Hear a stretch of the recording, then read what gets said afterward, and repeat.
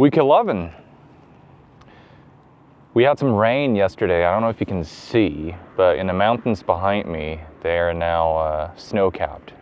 Looks wonderful, picturesque.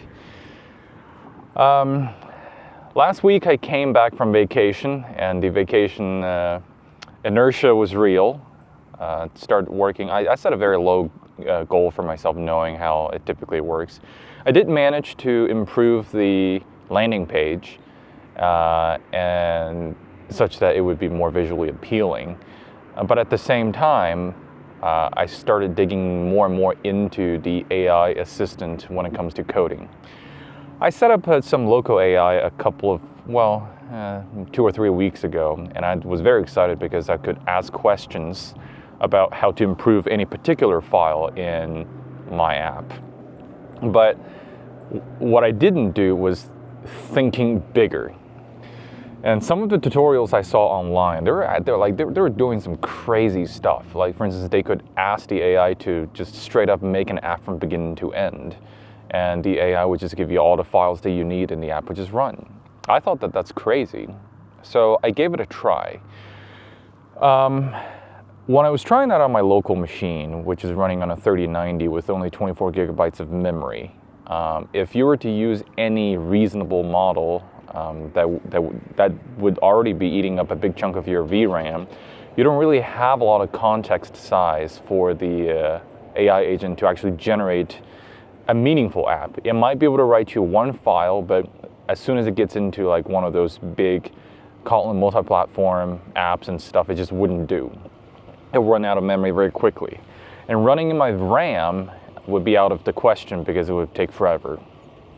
So I tried, and then I decided to try some online options, specifically the Claude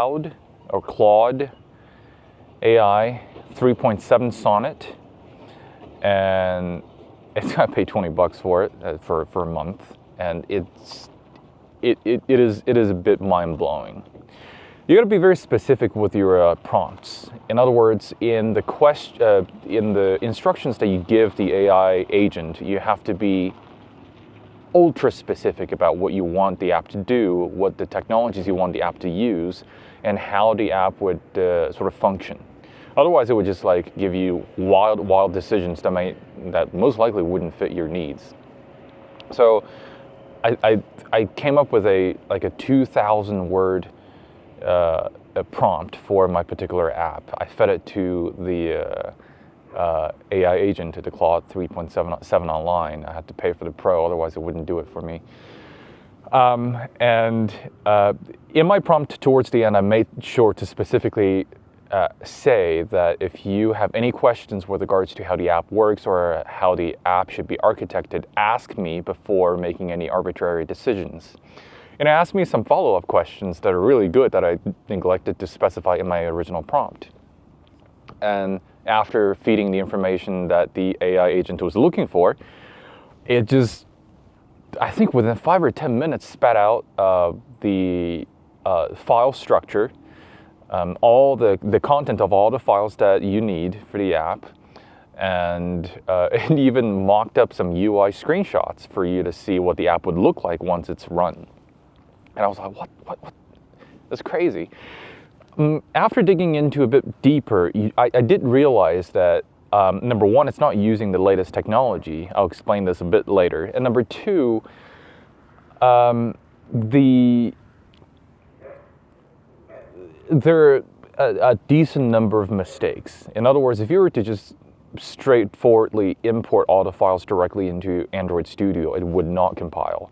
It would not build.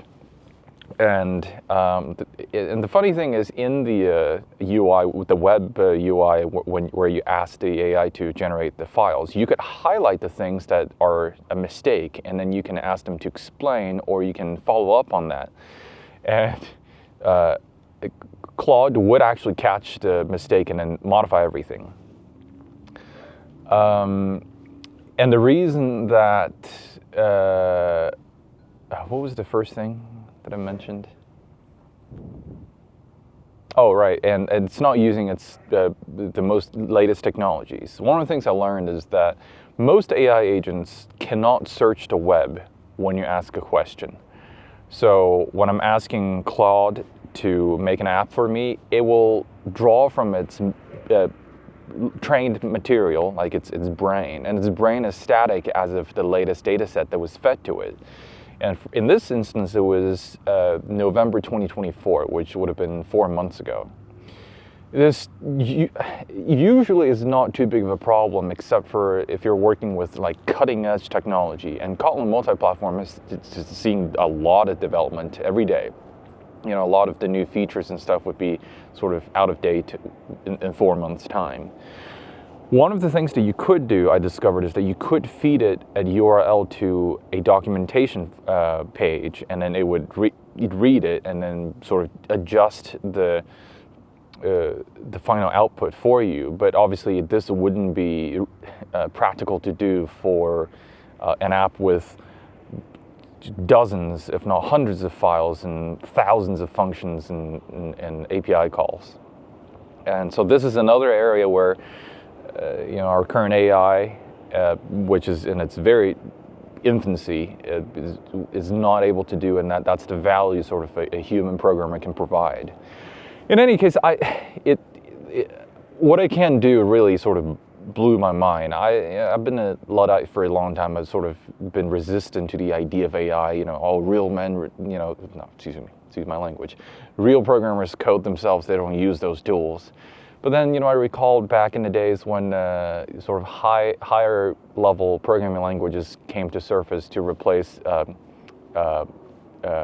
assembly languages. A lot of people were sort of holding on to that idea as well. Real programmers code in assembly and not C. But obviously now, if you code in assembly, you ain't writing anything, right?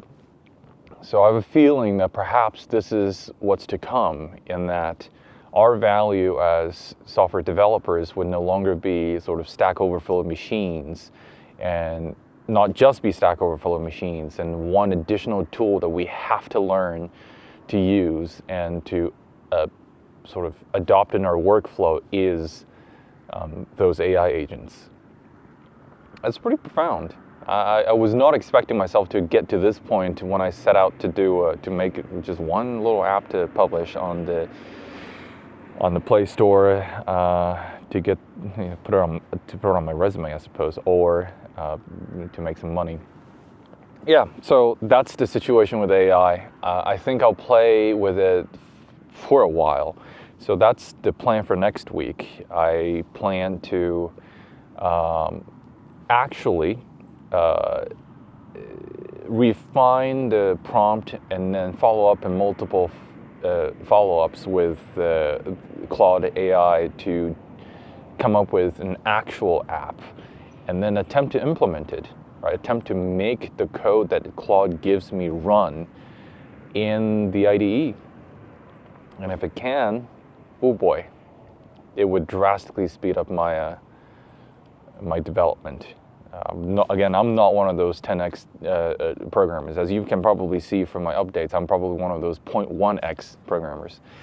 And this tool would close the gap for me, between me and somebody who's at the tippy top of FANG companies. Anyways, that's it for this week. It's a bit of a long update, but there's a lot of things I learned last week, and very humbling, to say the least. I will see you next week.